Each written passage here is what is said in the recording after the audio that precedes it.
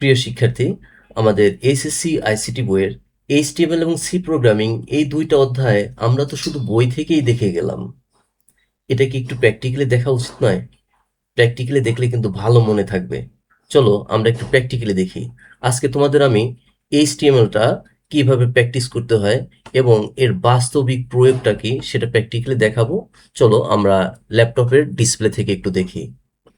দেখো, আমাদের web page design করতে হলে বা এইচটিএমএল প্র্যাকটিস করতে হলে যে দুইটা সফটওয়্যার প্রয়োজন, সেই সফটওয়্যার দুইটা হচ্ছে নোটপ্যাড প্লাস প্লাস। এই যে এই নোটপ্যাড প্লাস প্লাস এবং একটা ব্রাউজার সফটওয়্যার লাগবে। যে কোনো একটা ব্রাউজার হলেই হবে, যেমন গুগল ক্রোম বা মজিলা ফায়ারফক্স, যে কোনো একটা ব্রাউজার হলেই হবে। আমরা প্রথমেই নোটপ্যাড প্লাস প্লাস এই সফটওয়্যারটা ওপেন করব। এটা একটা এডিটর সফটওয়্যার। এটা একটা এডিটর সফটওয়্যার। এই এডিটর সফটওয়্যারের মধ্যে আমাদের এইচটিএমএল এর যে কোড, সেই কোডগুলো মূলত লিখতে হবে। তো আমি এখানে কিছু কোড আগে থেকে লিখে রাখছি, অর্থাৎ যে এইচটিএমএল এর যে বেসিক যে বিষয় সেটা লিখে রেখেছি এখানে। যেমন এইচটিএমএল হেড এবং বডি।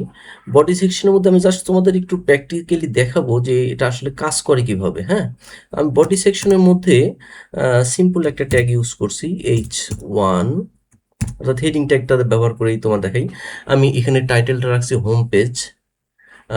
হেডিং 1 এর মধ্যে আমরা জাস্ট সিম্পল কিছু টেক্সট লিখি, দিস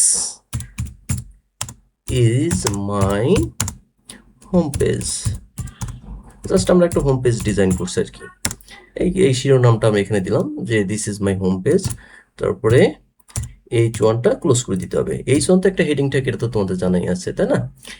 এখন এই যে একটা ধরো আমার ওয়েব পেজ ডিজাইনের কাজটা শেষ হয়ে গেল, জাস্ট এইটুকু আমরা একটু এইটুকু লিখলাম। লেখার পরে আমরা এই আমাদের যে প্রথম যে কাজ, এই নোটপ্যাড এডিটরে তুমি যে কোডই লেখো না কেন, সেই কোডটা লেখার পরে অবশ্যই তোমাকে সেই পেজটাকে সেভ দিতে হবে। সেভ দিতে হবে কিভাবে?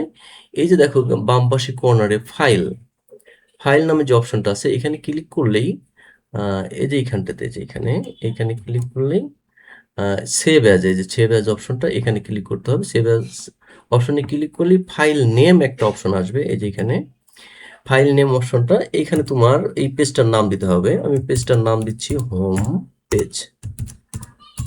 Home page.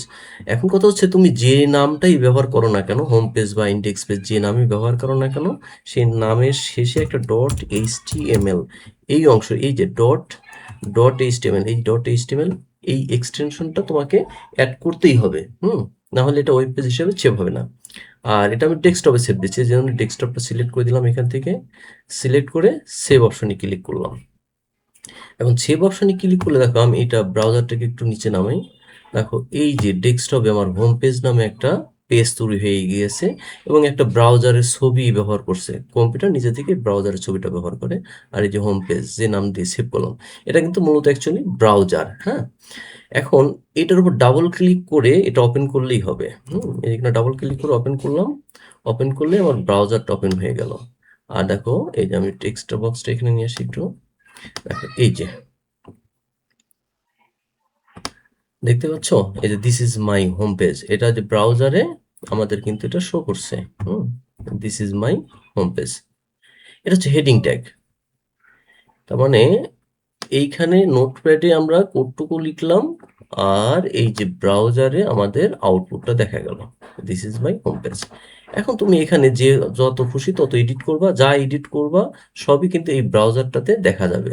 আমি যদি এখানে H1 এর সাথে H2, তাহলে আমাদের হেডিং ট্যাগটা একটু কম্পেয়ার করা হয়ে যাবে।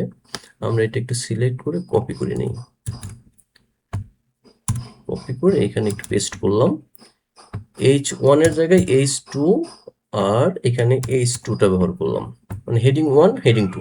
আচ্ছা দেখ, আমরা এখানে এডিট করলাম, এডিট করার সাথে সাথে এটাকে কিন্তু সেভ দিতে হয়। হ্যাঁ, যখনই এডিট করবো তখন সেটাকে সেভ দিতে হবে। এই যে আমরা এখানে সেভ বাটন আছে, এই যে এখানে ক্লিক করলেই সেভ হয়ে যাবে, অথবা Ctrl+S বাটন ব্যবহার করেও সেভ করা যাবে। এখন এই যে ব্রাউজারটা এখান থেকে একটু রিফ্রেশ করবে, যে এখান থেকে একটু রিফ্রেশ করবে, এখানে ক্লিক করলাম। ক্লিক করলে দেখো এই যে this is my home page চলে আসলো। তাহলে এখান থেকে একটা জিনিস ক্লিয়ার হচ্ছে যে হেডিং 1টা বড়, হেডিং 1 এর তুলনায় এই হেডিং 2টা একটু তুলনামূলক ছোট। এইভাবে একইভাবে H6 পর্যন্ত আসা যায়। H6 হচ্ছে সবচেয়ে ছোট সাইজের হেডিং। এই হচ্ছে আমাদের HTML প্র্যাকটিক্যালি দেখা। আমি এখানে যেভাবে কোড লিখলাম এভাবে লিখলে যথেষ্ট। তোমরা যদি আরো ক্লাসগুলো দেখতে চাও প্র্যাকটিক্যালি HTML এর সকল বিষয়, টেবিল, কালার, ছবি যুক্ত করা, লিস্ট তৈরি করা, এই সকল ক্লাসগুলো যদি ছোট ছোট ক্লিপ আকারে যদি ভিডিওগুলো দেখতে চাও, অবশ্যই পেজটিকে ফলো করে রাখো বা একটু কমেন্ট করে রাখো, তাহলে আমি সেই বিষয়গুলো প্র্যাকটিক্যালি তোমাদেরকে দেখাবো। এটা তো আজকে জাস্ট ছোট্ট একটা টপিক ছিল। আমি প্রত্যেকটা টপিক ছোট ছোট করে শর্ট ভিডিও করে তোমাদেরকে দেখাতে পারি। যদি তোমরা জানতে চাও অবশ্যই একটু কমেন্ট করে জানাও। সবাইকে অসংখ্য ধন্যবাদ। আল্লাহ হাফেজ।